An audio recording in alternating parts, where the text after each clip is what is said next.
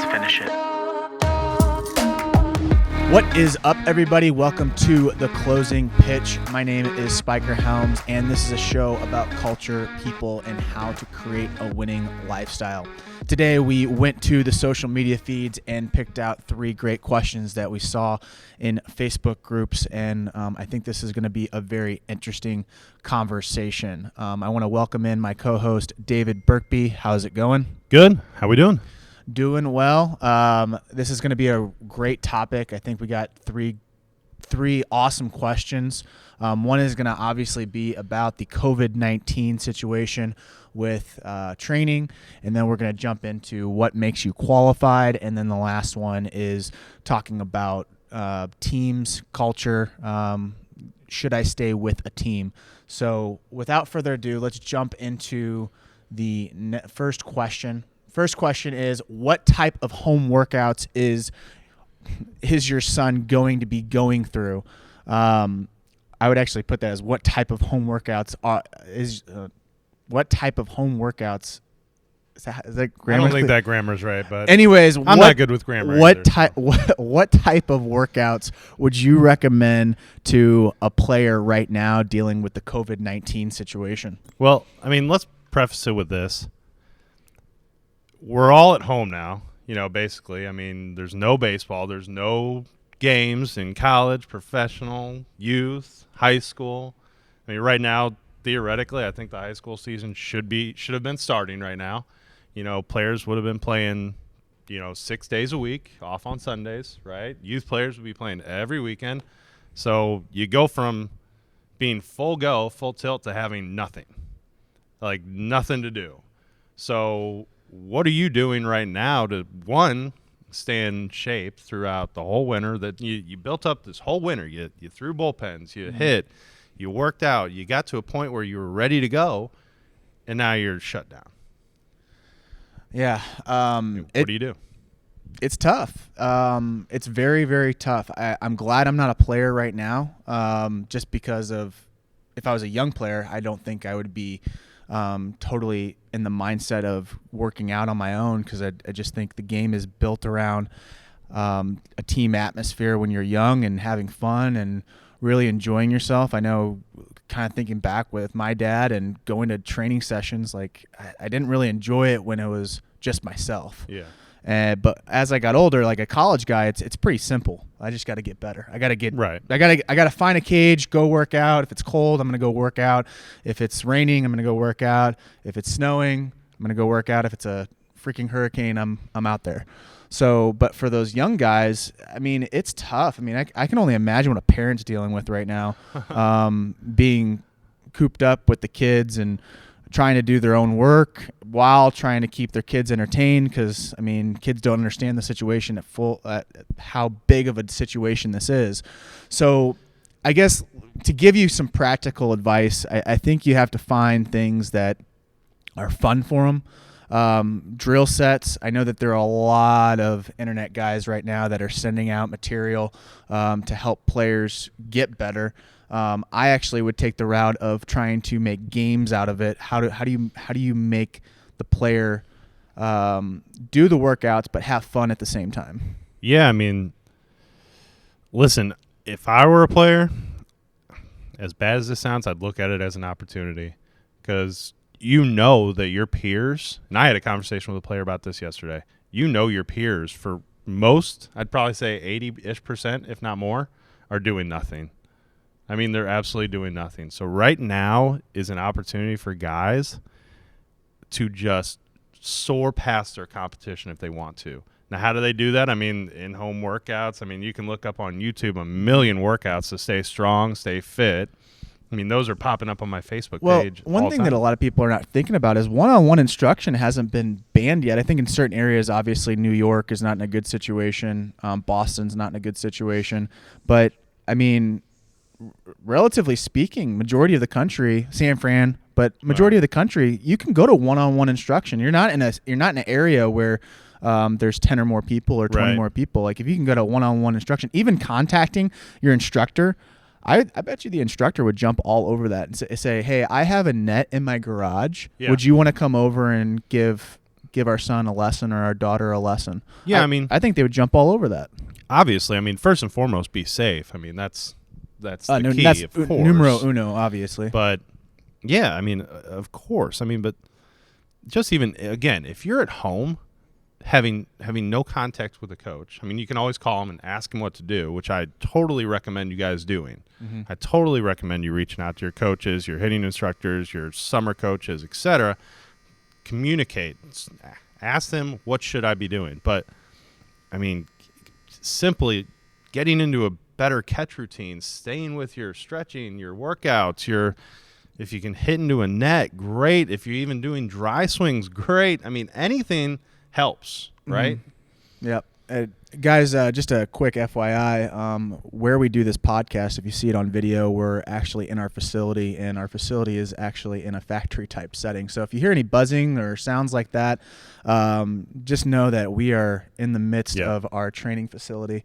We're not those guys that have the soundproof room and make it sound all crispy and clean and go in that direction. Maybe in another year. We'll see what happens. But we just feel like we just need to get some information out. Let's move on to the next question. I think we've gotten to that answer. There's only so much that we can answer on that. Next question. Just because you played minor league baseball or in the MLB, does that make you a good coach? I see too many parents letting their kids get dogged out by these so-called coaches. You might have been a professional player, but does that make you a qualified coach? Sorry, I'm struggling. I'm not the best at grammar, so I understand when you're emotional and you're typing. I get it. But the question is does it really make you qualified? Well, I think it can. Yeah. I mean, I also think that it can't. But I mean, I played college baseball. You played professionally. I mean, just because I played college baseball, does that make me qualified? Right? Personally, I think it's this. I mean, I've seen a lot of guys who were very talented, and they couldn't tell you how they did it. Now, some could. Some absolutely could, because they were just students of the game. They were always after information. But then some guys were just uber talented. Like, they could show up, close their eyes, still hit a baseball 300 feet. You know what I mean? I mean, so that's a tough answer or question to answer, because I think the situations all are different. I think if you look at any other industry, like if you get a doctorate degree or if you get a master's degree, that doesn't mean that you're totally qualified. It doesn't mean that you're still selling that person. You might know the information. You might know the information, but you just don't know how to translate it. Yeah, you don't know how to deliver it. Like, I mean, if you look at any industry, like there's the top doctors and then there's the bottom half doctors. And I mean, you have to consider that too. So I think it has to deal with the customer. The customer has to know, like, do you feel comfortable with that instructor? Do you think that person really knows what they're talking about? Well, and I'd look at experience, guys. I mean, I'll take myself. I mean, I'm in my 10th year of coaching now, and when I look back myself in my second year, I'm a totally different guy. Just because I've learned, I've evolved, I've listened to guys who are better than me. I was lucky enough to coach with a guy who knew his stuff really in and out, and I've learned, I've listened, I've kept my ears open. So when thinking about, is this coach qualified to coach my son or is he not? Start looking at his experience, start looking at his track record, start looking at how his players do, how his teams do.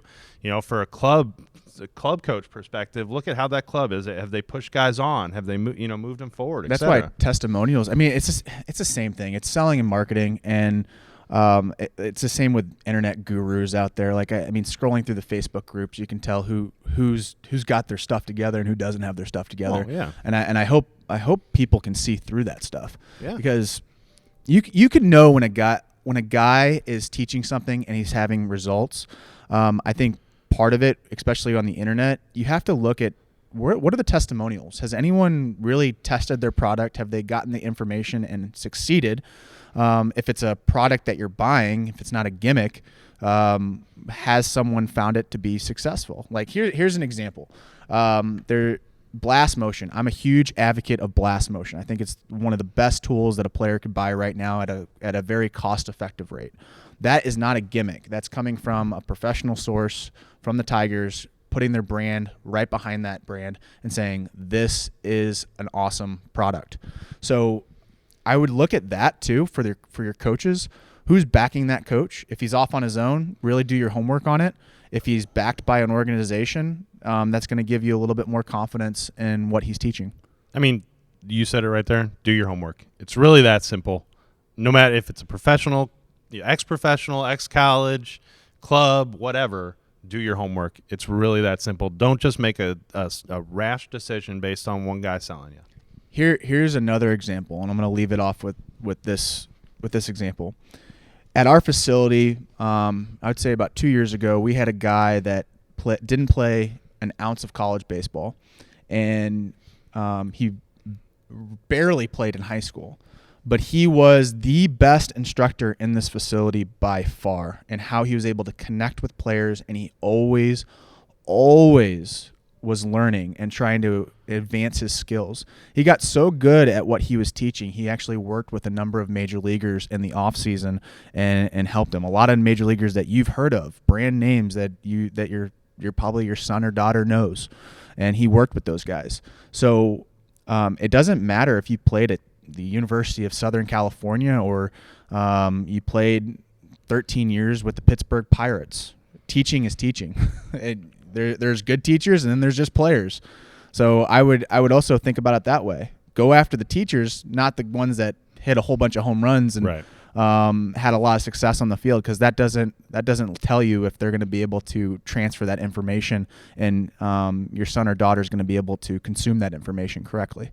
Exactly. See ball, hit ball isn't the easiest thing to do. Yeah, I know. I mean, my junior college coach, I didn't know this until I graduated. He didn't really share it, and he never played baseball.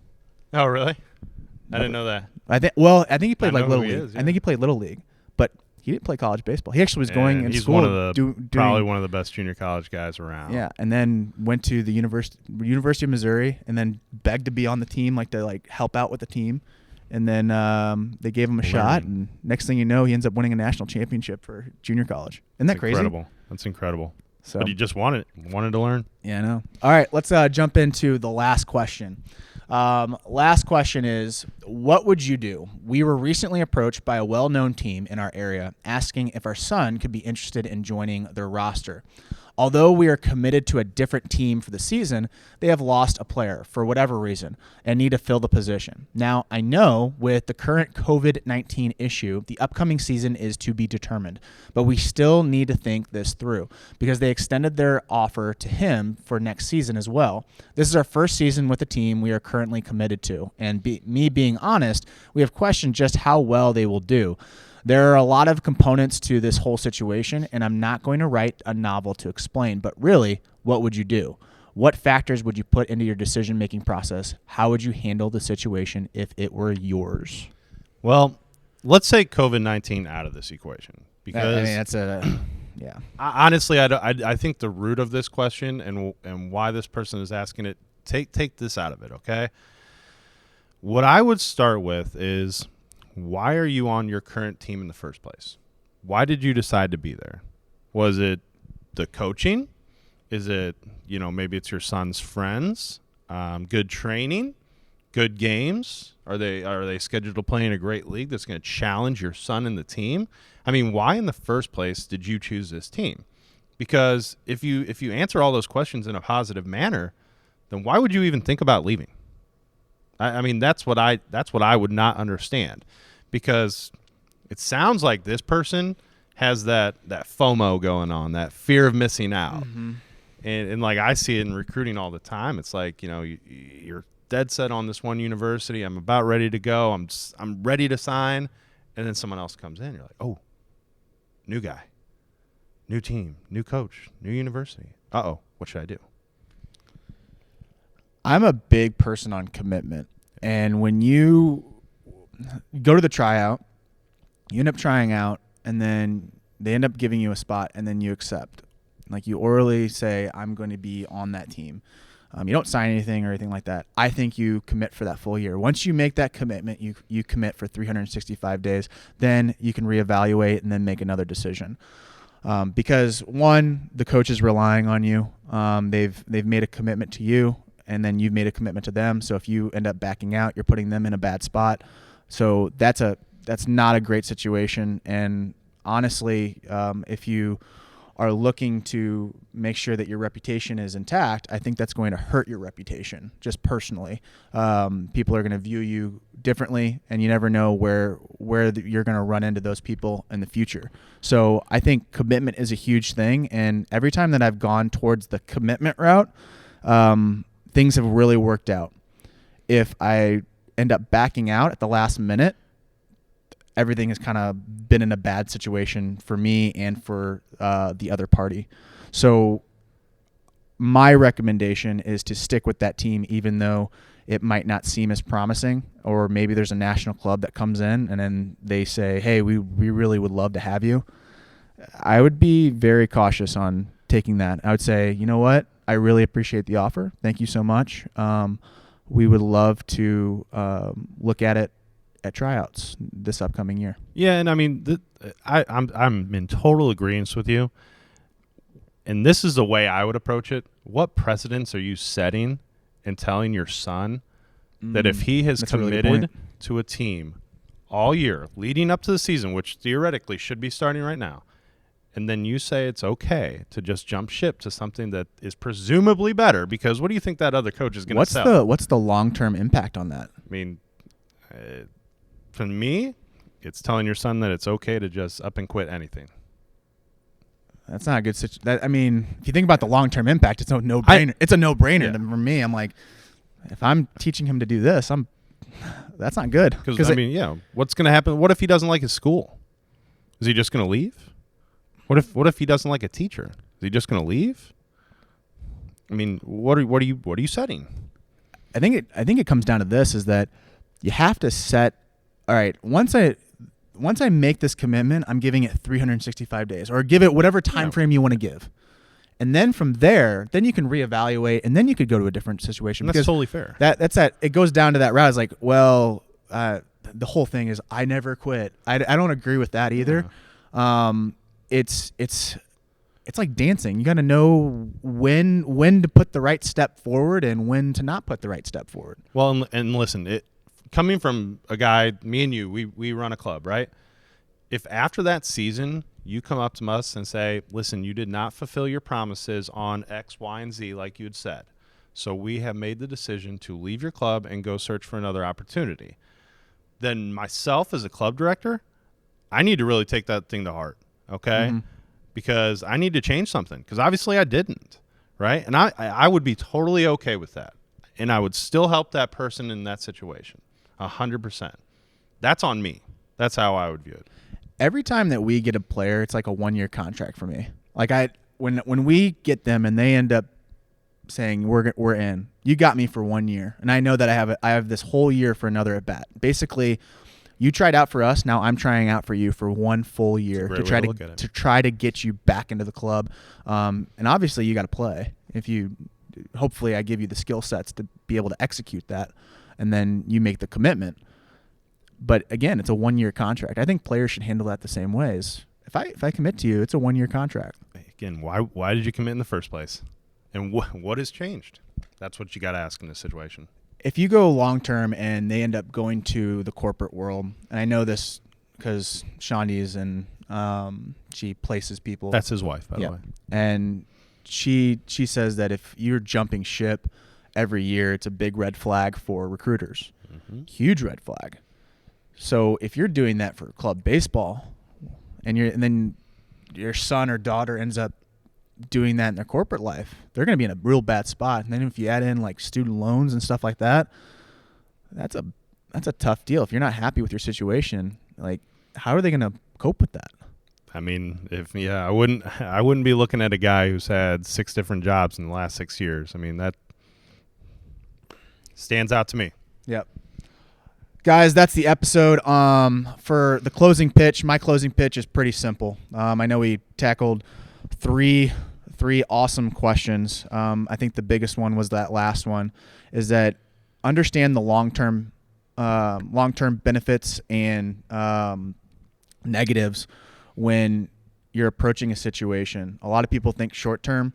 Long term is always the right way of thinking. Short term, yeah, you might lose a little bit, but you're going to gain a lot in the long run. So that's my closing pitch. My closing pitch is this simple. In all three of these situations, I would recommend do your homework, do your due diligence. Make sure you have enough information in front of you to make a qualified decision. It is that simple. What is your closing pitch? We want to hear from you. We use a podcasting app called Anchor where you can actually submit your audio. If you do not want to submit audio and you like written word a lot better, you can post in the comments or send us a DM. Just got to give us an AOK to use your verbiage and your words. And we are looking forward to hearing what you guys have to say. Absolutely. Looking forward to it. Thanks, guys. Thank you for watching or listening or both to The Closing Pitch. If you would like to get your closing pitch featured on the show, we use a podcasting app called Anchor where you can submit your statement or question via audio. Or what you can do is comment in the comment section of this post. We also accept direct messages. Please give us the AOK if you do send us a DM to use your statement or question on the show. Last thing, please give us a review on your platform of choice. 5-star preferably, and we value your opinion, and this allows us to reach more people. Thank you for listening, and we will catch you in the next episode.